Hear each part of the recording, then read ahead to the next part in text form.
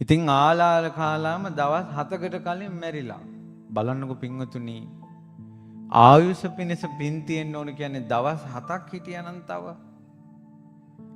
බුදුරජාණන් වහන්සේ සම්බුදු වෙනකොට ආලාර කාලාම ජීවතුන් අතර සත්සති ගත කරනකොට ජීවතුන් අතර ධර්මයේ දේශනා කරන්න හිතනකොට මිය ගිහිල්ලා. උද්දක රාම පුත්‍ර ඊට කලින් දවසේ රෑ මැරිලා.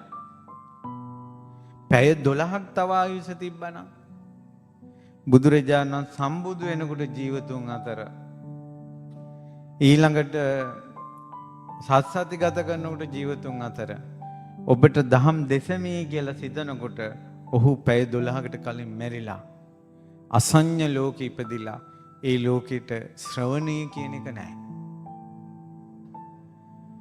බලන්නකෝ පින්වතුනි එක එක්කෙනාට මේ ශාසනය මග හැරෙන හැටි බලන්නකෝ. ආයුෂ කියන එකේ තියෙන වටිනාකම බලන්නකෝ. සමහර අය කියන අම්මෝ අපිට නම් දීර්ඝායුෂ ඕනේ නැහැ. දීර්ඝායුෂ ඕනේ නැහැ මේ පාපකාරී ලෝකේ. කල්යාණ මිත්‍රෙක් ලෝ පහළ වුණ කල මිහිරි බණපද ලෝකේ ඇහෙන කල කුසල් දහම් කරන්න පුළුවන් කල තප්පරයක් වුණත් ජීවිතේ වටිනවා. තප්පරයක් වුණත් වටිනවා.